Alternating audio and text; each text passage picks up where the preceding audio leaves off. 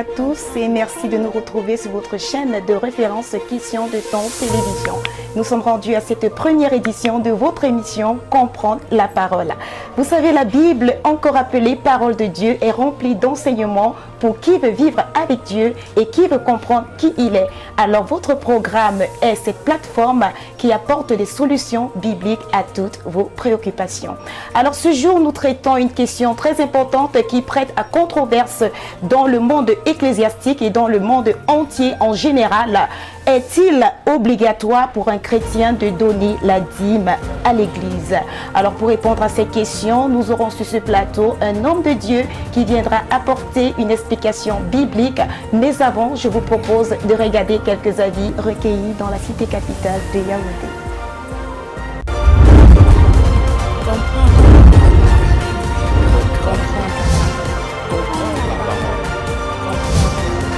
Alors bonjour monsieur, comment est-ce qu'on vous appelle? Romuald Noukam. Roland Noukam. Alors est-ce que vous pouvez accepter donner une partie de votre salaire, de votre revenu à l'église? Vraiment pour moi non. Je ne peux pas le donner parce que là, je considère que l'église est déjà trop riche. Au lieu de donner mon salaire à l'église, je préfère plutôt aider ceux-là qui ont besoin de l'aide. Donc je préfère plutôt de les donner, mais pas de dîme. C'est une façon de payer la dîme. Yeah, I accept that. Because those tithes is used for the maintenance of the church and other things. Pour donner à l'église, moi, je trouve polémique à ça. Je peux prélever une partie de mon salaire pour offrir des offrandes aux orphelins, aux tout petits, au quartier. Mais à l'église, bon, c'est sans issue, à mon avis. Oui, à l'église, on ne sait pas où ça part. Pourtant, quand on donne aux enfants ou chez des orphelins, on sait qu'ils prennent et ça leur est utile. Si vous voulez mon avis personnel, pour peu que je sache un peu la parole de Dieu, je pense que, on dit quelque part, si le verset peut m'échapper, que le berger vivra du fruit de son travail, de la parole. C'est-à-dire que vous devez faire part de votre bien à celui qui vous enseigne la parole. Donc, par ricochet, c'est tout à fait louable que si quelqu'un a intercédé pour vous, de manière volontaire ou involontaire, et quelque chose a décanté quelque part, c'est normal qu'en retour, vous le fassiez don de quelque chose, ne serait-ce que pour lui remercier du fait d'avoir sacrifié de son temps pour prier pour vous, parce que ce n'est pas chose facile. Parce que parfois, il arrive que le berger se mette à part pour intercéder pendant toute la nuit pour la brebis, parce qu'il doit perdre la brebis, afin que la brebis devienne gras, pour qu'il puisse aussi s'engraisser. Donc c'est tout à fait normal, d'après moi. Bon, d'autres personnes, je ne sais pas trop. Mais moi, je pense que si c'est moi, c'est pas mauvais de donner quelque chose au pasteur, au berger. Oui, je peux. Parce que c'est la vie que Dieu me donne chaque jour. Je ne pense pas une personne peut me donner ça. Parce que de un, il me donne le souffle de vie. De deux, il me donne la grâce. Et la bénédiction qui m'apporte chaque matin. Ça me va vraiment droit au cœur. Et quand je donne ma partie, ce n'est pas que je donne tout. Je donne juste la moitié. La moitié que lui-même il m'a donné, donc il m'a donné beaucoup, donc il lui donne juste le peu, ce qui lui revient de droit quand même. Bon, donner une partie de mon revenu, je pourrais accepter dans le cadre de l'offrande.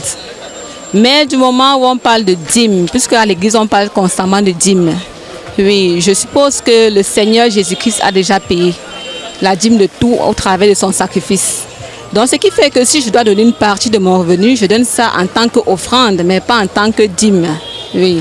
Ou bien je peux donner juste lorsqu'on fait des contributions à l'église, des aides humanitaires. Oui, je peux donner dans ce sens, mais pas dans le cadre de la dîme. Bon, pour moi, je pense que ces gens n'ont pas encore compris certaines choses. Puisque dans la vie chrétienne, il y a des étapes, on grandit.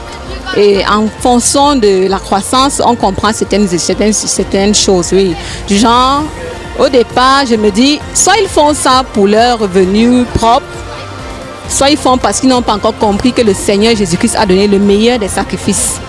Et après son sacrifice, je ne trouve pas qu'il y ait un autre sacrifice à donner, qu'on pourra appeler dîme. Puisque les chrétiens se basent sur la dîme pensant que c'est parce qu'ils ont payé la dîme que Dieu va leur accorder quelque chose de particulier ou bien que Dieu va protéger leurs revenus.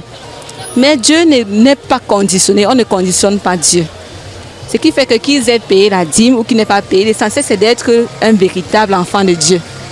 Si tu payes ta dîme et que tu as peut-être eu à voler de l'argent avant de le faire, Dieu n'est pas avec toi, puisque ton revenu n'est pas fondé dans la parole. Donc pour moi, ces pasteurs qui passent le temps à payer, prendre la dîme et autres, soit ils n'ont pas compris, soit ils se servent de ce passage de dîme juste pour, assujettir les fidèles à payer la dîme. Parce que lorsque tu es enfant de Dieu, tu te rends compte qu'il y a des choses, des obligations. Oui, il y a des obligations.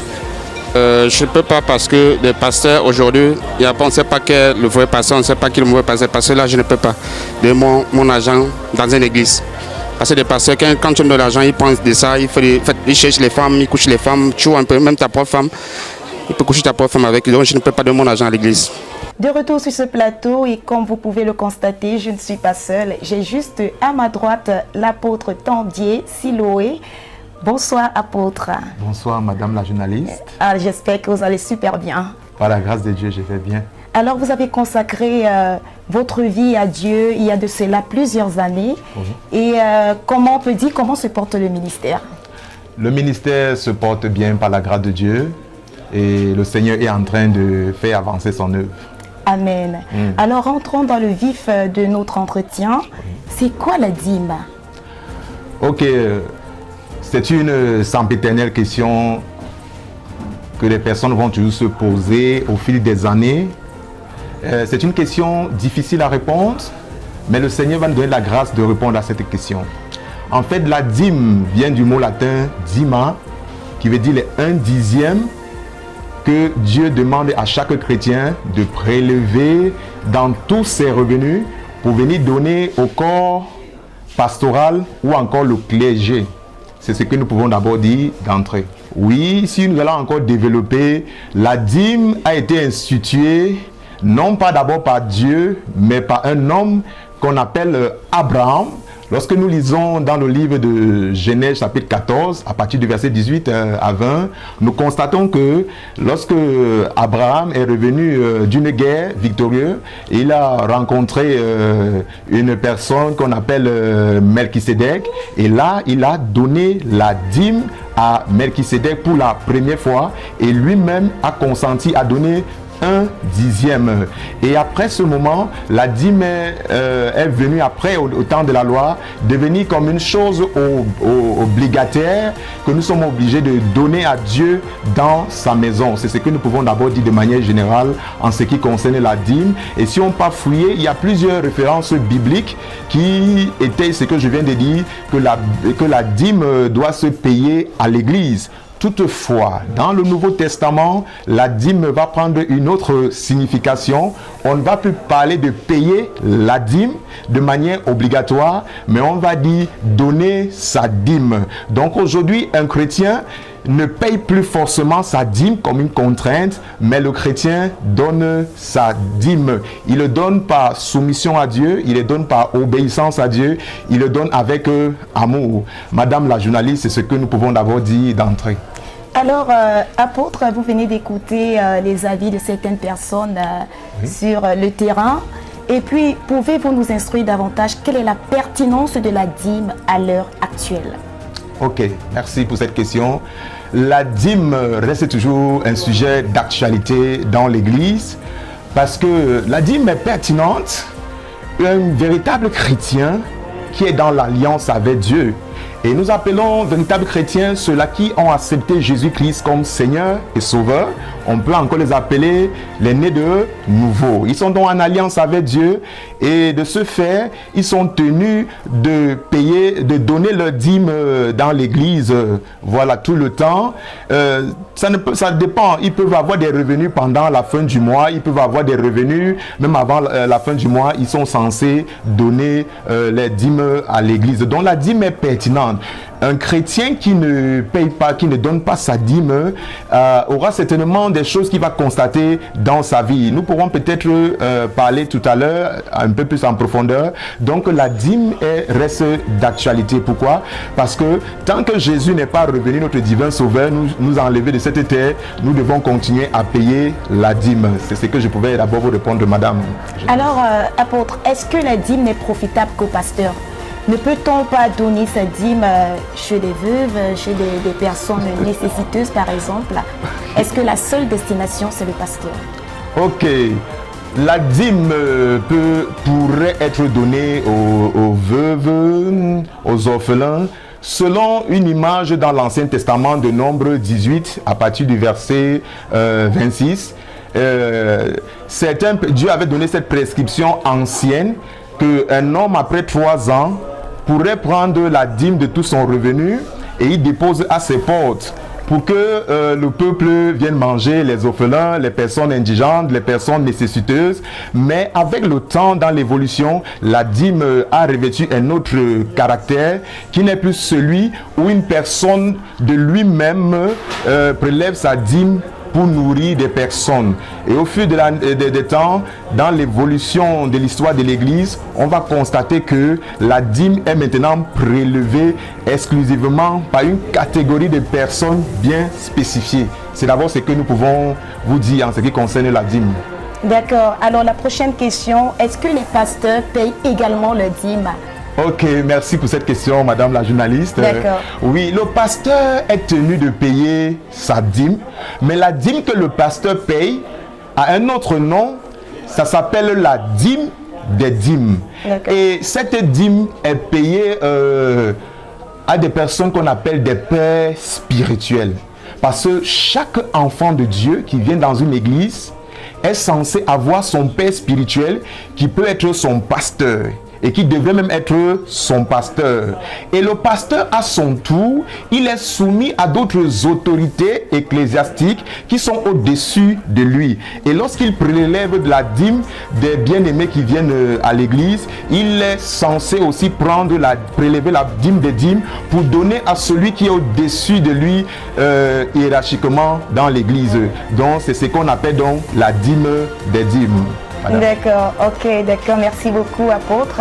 Oui. Une autre question qui sème beaucoup de polémiques dans le monde entier en général, est-ce que la dîme ne serait pas une façon d'enrichir les pasteurs et d'assujettir les chrétiens? Parce qu'on peut voir dans certaines communautés, on voit des pasteurs bien vêtus, de beaux costumes, de grosses voitures, tandis que le chrétien, lui, il est tout débraillé. Mais qu'est-ce que cela peut signifier en fait? C'est pas une façon d'aliéner le chrétien?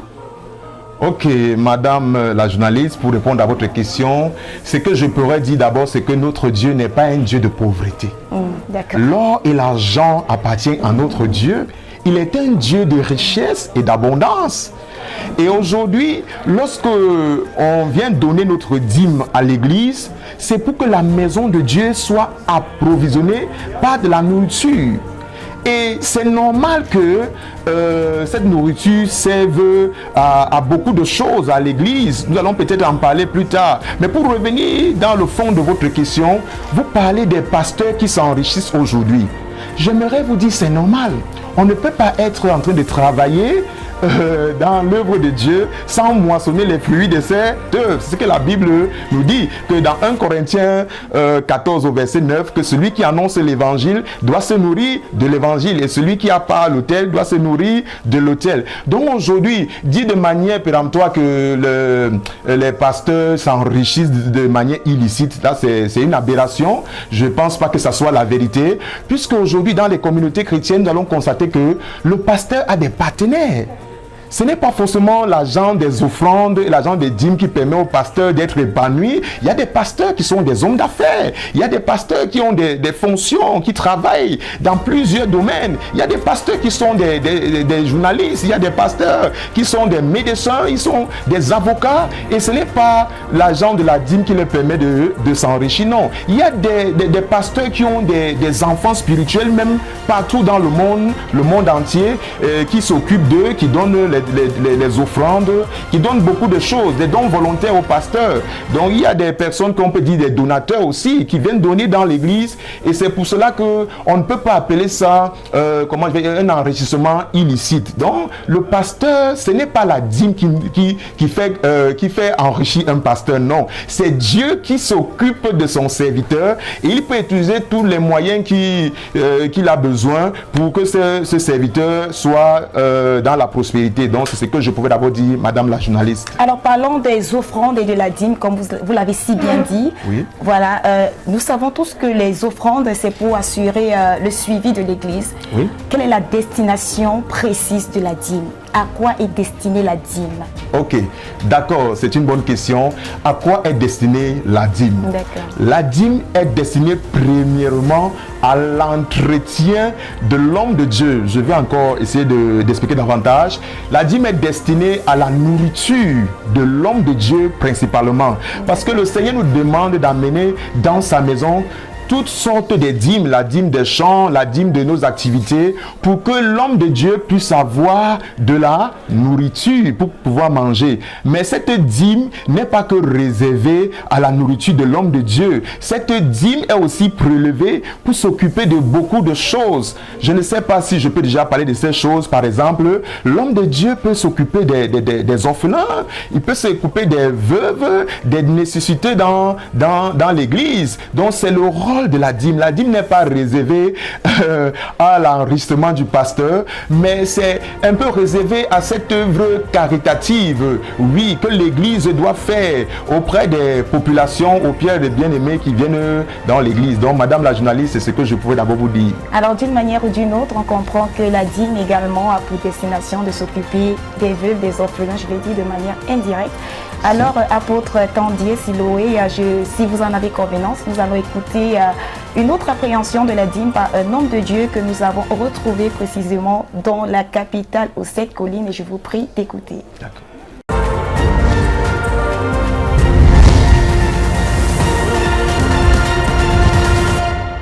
Et pour ma part, je crois que nous ne sommes pas tenus à donner la dîme, parce qu'aucun enseignement, la nouvelle alliance, ne nous enseigne pas, il n'y a aucun enseignement là-dedans qui nous parle de la dîme.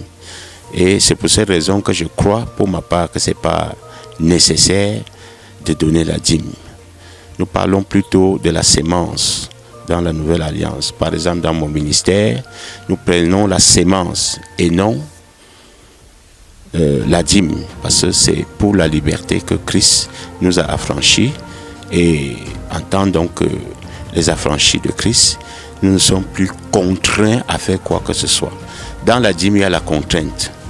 Il y a la contrainte, et c'est pour cette raison même que certains pasteurs vont jusqu'à suivre le salaire de leurs fidèles dans les entreprises, dans des ministères où ils travaillent. Ils cherchent à savoir. Certains cherchent à connaître même vos biens. C'est-à-dire que si vous avez des maisons en location, il doit connaître combien d'argent tu perçois là-bas chaque fin du mois, parce qu'il doit saisir la dîme. Or, nous sommes des affranchis de Christ, et en tant donc des affranchis de Christ, la Bible déclare que c'est pour la liberté que nous avons été affranchis. Donc si déjà maintenant, il y a quelqu'un derrière toi qui est en train de te pistonner par rapport à ton argent, ça veut dire qu'il n'y a plus de liberté, tu n'es plus libre. Tu n'es plus une personne qui est libre de faire ce que tu veux avec ton argent, ou bien de ton argent. Vous dire que les écluses des cieux sont ouvertes. Ce n'est plus dans l'Ancien Testament où les écluses des cieux, de temps en temps, Dieu fermait. Les écluses des cieux sont déjà ouvertes. Vous n'avez plus besoin de poser un acte pour ouvrir les écluses des cieux. Les écluses des cieux, pour nous, c'est déjà ouvert en tant que les enfants de Dieu, nés de nouveau. Je dis bien nés de nouveau. Voilà, parce que si vous n'êtes pas nés de nouveau, il y a problème.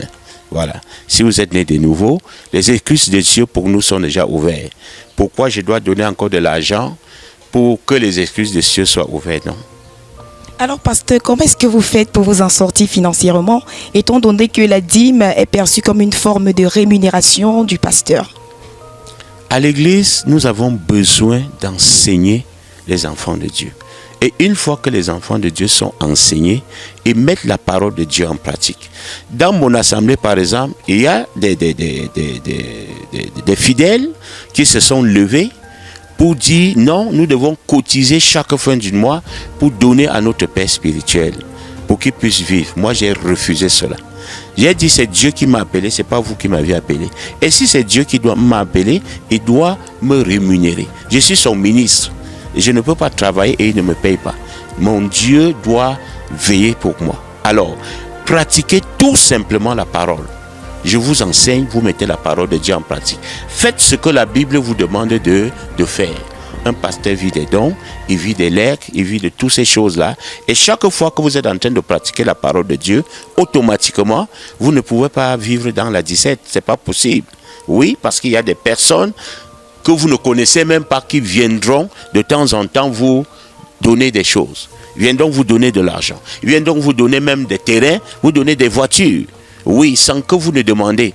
Par exemple, j'ai reçu un véhicule au mois de janvier. Moi, je n'avais même jamais demandé de voiture à Dieu, mais il a trouvé qu'il était déjà nécessaire pour moi de rouler dans une voiture. Il m'a offert une voiture. Je n'ai pas pressé les fidèles pour qu'ils cotisent de l'argent pour m'acheter une voiture. C'est comme ça, c'est-à-dire vous enseignez la parole. Quand la parole est bien enseignée, tout le reste marche. Le chrétien sait que je dois donner. Et chacun donne selon ses moyens. Vous ne pouvez pas imposer à quelqu'un de donner 10 000 quand il ne peut pas l'avoir. Donc mais maintenant, quand la parole est bien enseignée, chacun donne selon ses moyens. Selon ses moyens. Oui, chacun donne.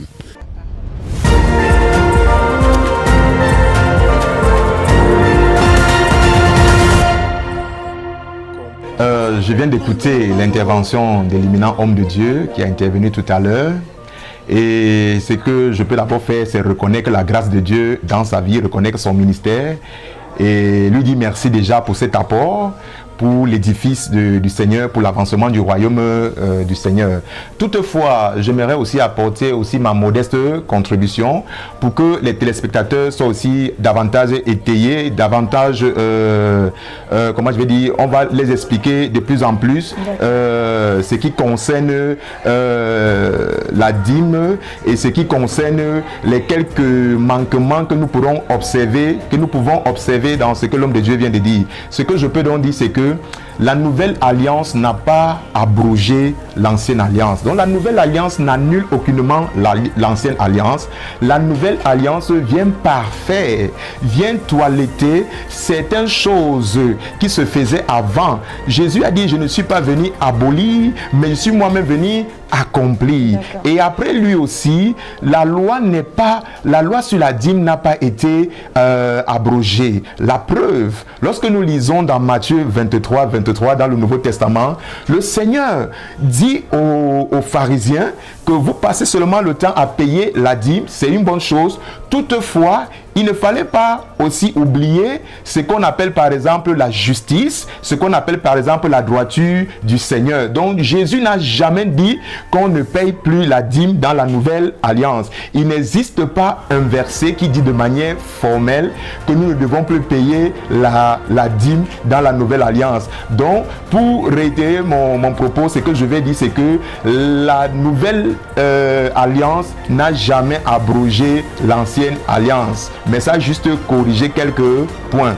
Ce que je veux aussi relever dans les propos de l'homme de Dieu, lorsqu'on parle que les écluses étaient seulement fermées dans l'Ancien Testament pour certaines personnes et qu'aujourd'hui les écluses ne sont pas fermées. Ce que j'aimerais dire de manière générale, c'est que le ciel de toute personne qui marche conformément aux voies du Seigneur est déjà ouvert. Je parle ici du ciel spirituel, parce que nous recevons des choses de Dieu depuis le ciel spirituel. Le ciel de tous les chrétiens est ouvert. Ces chrétiens qui marchent en conformité à la parole de Dieu. Mais toutefois, un chrétien qui cesse de marcher en conformité à la parole de Dieu, son ciel devient fermé, non pas par Satan, par Dieu lui-même. Parce que quiconque n'observe pas totalement la parole de Dieu s'expose au châtiment de Dieu. Nous pouvons lire dans Apocalypse 3, le verset 19, où la Bible dit « Dieu châtie celui qu'il aime ». Dans Proverbe 3 et verset 12 également, Dieu châtie la personne qu'il aime. Et ce châtiment peut aussi concourir à fermer le ciel. Rappelons-nous dans Deutéronome chapitre 28 au verset 23, le Seigneur dit que ton ciel devait être d'airain et ta terre devait être de fer. Pourquoi? Juste parce que tu n'as pas honoré et tu n'as pas été fidèle dans l'accomplissement, dans la pratique de la parole du Seigneur. Donc c'est ce que je pouvais encore dire d'abord. Et l'homme de Dieu a aussi parlé que nous ne sommes plus que en Jésus-Christ, nous sommes libres. Ce que je voudrais dire ici, c'est que Jésus-Christ nous a délivrés des chaînes du malin, des ténèbres, et il nous a mis dans le royaume de fils de son amour. Maintenant, nous sommes soumis à Dieu. C'est pourquoi il est dit dans Matthieu chapitre 11 au verset 29, si j'ai bonne souvenance, prenez mon joug, car mon joug est doux et léger. Nous sommes sous la contrainte de Jésus. La vie chrétienne n'est pas un libertinage.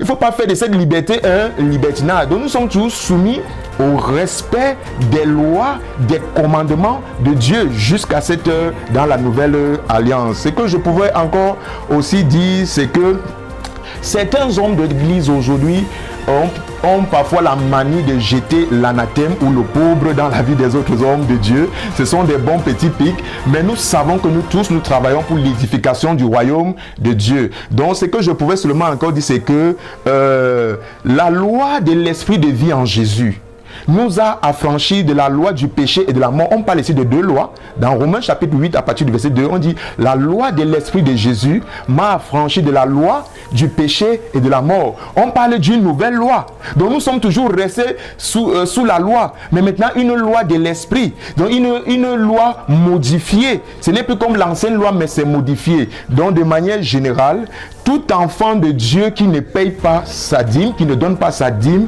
va voir certaines choses lui arriver. Ses cieux seront fermés, et cela est fermé par Dieu, parce que quiconque n'honore pas la parole de Dieu va voir son ciel se fermer. Ce que j'ai encore relevé dans mes notes, madame la journaliste, c'est que l'homme de Dieu parlait des autres pasteurs qui partent regarder, qui partent fouiller dans la vie de certaines personnes pour savoir combien ils gagnent le mois. Oui, parce que la dîme, c'est aussi un signe de fidélité à Dieu. Et dans la dîme, on ne doit pas tromper Dieu. Rappelons-nous dans le livre de Malachie chapitre 3 à partir du verset 7, où Dieu dit, vous me trompez dans les offrandes et dans les dîmes. Donc, le pasteur ne part pas fouiller la vie de cette personne, mais il veut se rassurer d'abord de l'origine de cette dîme. Parce qu'on ne prend pas n'importe quelle dîme dans la maison du Seigneur. Il faudrait que ça soit pur. Donc, l'homme de Dieu se rassure de la pureté, de l'origine pure de cette dîme. Oui, il va aussi se rassurer que celui qui donne sa dîme est fidèle. Parce que s'il n'est pas fidèle dans le paiement ou en donnant sa dîme, il n'est pas fidèle, il risque d'avoir plutôt des châtiments malgré qu'il ait donné cette dîme. Donc, c'est ce que je pouvais d'abord relever comme petit manquement dans ce que l'homme de Dieu venait de dire, tout en reconnaissant sa grâce et en le saluant en passage. D'accord. Okay. Donc ça veut dire qu'il y a des châtiments, des sanctions liées au non, si je peux dire, au non-paiement de la dîme entre guillemets alors. Oui, madame la journaliste, il y a des châtiments de manière générale lorsqu'on n'obéit pas au commandement de loi, aux prescriptions de Dieu. Il y a des châtiments liés à cela, qu'on soit chrétien, surtout pour les chrétiens. Donc celui qui ne s'acquitte pas de sa dîme, ce n'est pas moi qui le dis, la Bible dit depuis le livre de Malachie 3 dont je parlais tout à l'heure. Dieu dit, c'est Dieu qui se plaint, ce n'est pas un homme qui se plaint, c'est Dieu qui dit, vous me trompez. Il dit, c'est pourquoi vous êtes frappés par la malédiction. Donc toute personne qui ne paye pas sa dîme, qui est un enfant de Dieu véritable, sera frappé par la malédiction qui vient de Dieu. Donc le fait de ne pas payer sa dîme est dangereux pour un chrétien dans la nouvelle alliance. Madame la journaliste. Alors, homme de Dieu, sans toutefois vous controverser, à dire donc il y aura une sorte d'injustice. On voit des non-croyants qui prospèrent financièrement et qui ne connaissent même pas ce qu'on appelle dîme, tandis qu'on a l'impression qu'il y a des répercussions dans la vie d'un chrétien, ça fauche carrément sa vie. Mais qu'est-ce qui explique cela? On peut faire dans le choix, quelqu'un peut faire le choix de ne pas servir Dieu parce qu'il se dit, bon, en Christ, il y a des lois, il y a des contraintes, il y a des alliances, je dois, tout le temps, je dois soutirer une partie de mon revenu et puis je prends la décision de ne pas me soumettre à cette règle ou alors de ne pas naître de nouveau. Bon, j'aimerais savoir, est-ce que ça ne sera pas une sorte d'injustice? Quelqu'un fait le choix de ne pas servir Dieu et puis, bon, il ne paye aucune charge ou alors il n'a aucune alliance dont il devrait se dédouaner à chaque trimestre ou semestre ou je ne sais pas trop. Donc, qu'est-ce que vous en pensez en fait? De manière générale, ce que je peux dire, c'est que tout enfant de Dieu véritable est tenu de payer sa dîme. Et qu'est-ce que je peux encore dire? S'il ne paye pas sa dîme, quoi qu'il soit dans la nouvelle alliance, j'ai dit tout à l'heure qu'il y aura quoi?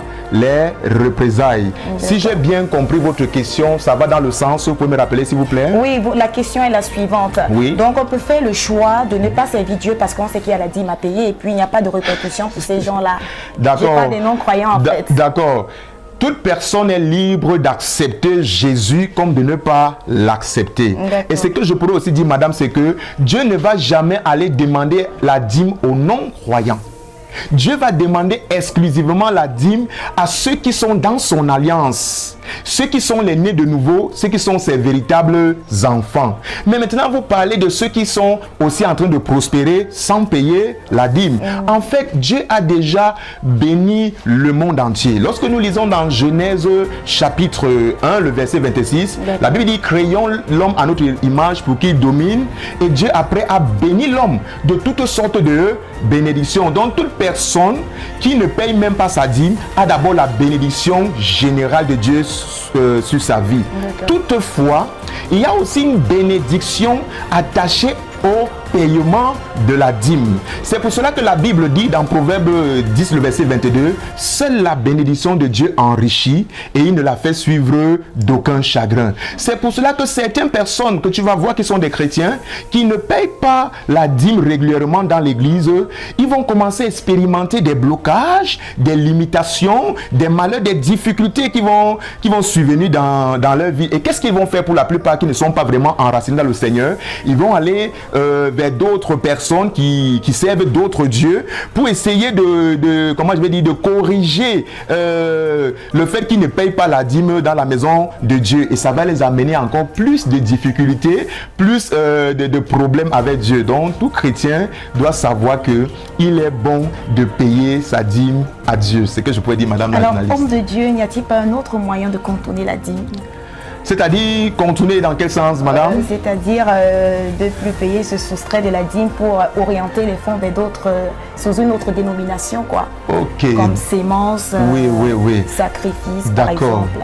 Ce que je me dis, madame la jeunesse, c'est que chaque chose que Dieu institue dans la parole de Dieu a un rôle, a une mission particulière. Il y a une qualité de bénédiction qui est attachée à cela. Lorsqu'on donne les offrandes, qu'on appelle cela offrande générale, qu'on appelle cela offrande semence, et ça a une mission particulière dans l'église. Ça a un rôle, mais il y a aussi une bénédiction qui est attachée à cela. Il y a une bénédiction qui s'attache à l'offrande de semence, mais il y a aussi la bénédiction qui s'attache au paiement aussi de la dîme. Nous n'allons pas soustraire dans l'offrande une chose que Dieu lui a donnée, et nous n'allons pas aussi soustraire dans la dîme une vocation que Dieu lui a donnée. Donc c'est pour cela que je pouvais dire, madame la journaliste, c'est que la semence ne peut pas être la dîme, et la dîme ne peut pas être la semence. Dieu a tout codifié dans sa parole.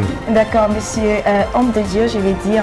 Oui. Alors, en venant à ces personnes, à ces pasteurs qui prennent des dîmes pour des destinations illicites, c'est-à-dire faroter des sœurs à l'église, je sais pas trop, des choses qui ne sont pas approuvées par la parole de Dieu.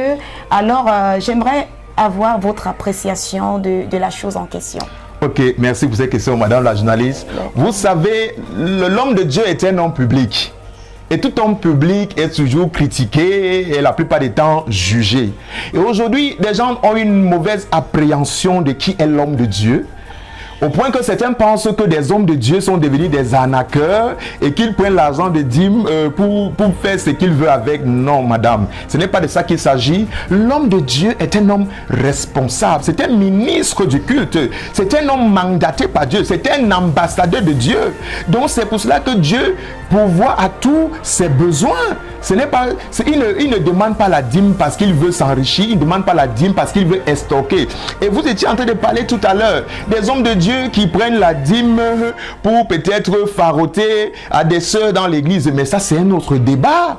Un véritable homme de Dieu ne peut pas faire ce genre de choses. Ici, nous ne parlons pas de ce thème. Mais nous savons que parmi nous, il y a des personnes qui s'infiltrent. Et ils peuvent laisser croire que tous les pasteurs, tous les hommes de Dieu sont des arnaqueurs. Je vais vous dire, aujourd'hui, même dans la vie séculière, vous allez voir des hommes populaires qui sont riches, on les accuse toujours de mauvaise gestion. On les accuse de toutes sortes de choses, juste parce que on se pose les questions sur leur richesse et comment ils font pour être bénis. Ce que je pouvais donner comme conseil à beaucoup de personnes, c'est de ne pas céder à ce genre de mauvaise compréhension de qui est l'homme de Dieu réellement. L'homme de Dieu est un homme plein de vertus. L'homme de Dieu est un modèle pour la société société, un modèle pour l'Église, dont l'homme de Dieu ne peut pas vouloir s'enrichir illicitement. Donc c'est ce que je pouvais répondre d'abord, Madame la journaliste, sur ce sujet. D'accord. Est-ce que le prélèvement de 10% de notre revenu est prévu par la Bible? Oui, le prélèvement de 10% est prévu par la Bible. Quand nous lisons même dans le livre de Lévitique chapitre 27, peut-être à partir du verset 26, on va constater que lorsque tu ne t'acquittais pas de ta dîme, des 10%, peut-être qu'il manquait un pourcentage dedans, il fallait que tu ajoutes encore un cinquième. L'autre fois que tu vas donner la dîme, tu ajoutes encore à la valeur première encore un cinquième. Donc ça veut dire donc que ce pourcentage de 10% a été institué bibliquement par Dieu. Ce n'est pas... Parce que j'ai dit tout à l'heure, ça a commencé dans Genèse 14, où Abraham, le père de la foi, lui-même il a donné à Dieu la dîme. D'où le mot latin dicema, qui vient bien de dîme. Donc c'est là nous comprenons qu'il s'agit de 1/10. Toutefois, Madame la journaliste, c'est que je pouvais dire, lorsque Abraham a payé la dîme, il n'était pas encore sous la loi. On appelait cela, c'est une dispensation dans l'église qu'on appelle le gouvernement humain. Il n'était pas sous la loi, il n'a pas donné cela avec contrainte. Il a donné cela avec amour. Et Dieu a vu cela, il a compris que c'est bien, il a ramené cela dans la loi. Voilà, dans la dispensation de la loi. Mais aujourd'hui, nous sommes dans la dispensation de la grâce. C'est pour cela donc que la dîme, on ne parle plus de payer la dîme, mais on parle aujourd'hui de donner sa dîme. Donc aujourd'hui, nous donnons notre dîme à Dieu sous forme d'obéissance à sa parole. Donc madame, c'est ce que je pouvais d'abord dire sur ce sujet. Homme de Dieu, pour sortir de cet entretien, quelle est la différence entre la dîme et l'offrande? Ok, d'accord. La différence est que l'offrande est volontaire. L'offrande, c'est un don. Je prends un exemple. Tu peux me donner un don.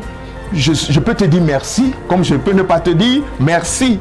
Mais lorsque tu payes la dîme, tu auras forcément une récompense. Là, ce n'est plus comme une chose, ce n'est plus une faveur, ce n'est plus un don, mais là, c'est une contrainte de Dieu. Donc, la différence, madame, de manière simple, c'est que la dîme reste contraignante, alors que l'offrande reste une chose volontaire que tu peux donner à Dieu. Et la dîme aussi revêt d'un caractère hautement spirituel. Pourquoi? Parce que la dîme est aussi comme une offrande, mais une offrande sacrée et consacrée. C'est l'une des seules offrandes qui est sacrée et consacrée pour Dieu. Dieu ne dit pas que la dîme c'est pour les hommes de Dieu, il dit c'est sa dîme. Il dit vous me donnez, vous me trompez dans la dîme. Vous, il ne dit pas vous trompez les sacrificateurs, vous trompez les lévites, il dit vous me trompez. Donc celui qui ne s'acquitte pas de sa dîme est en train de tromper Dieu. Donc la différence est tellement visible.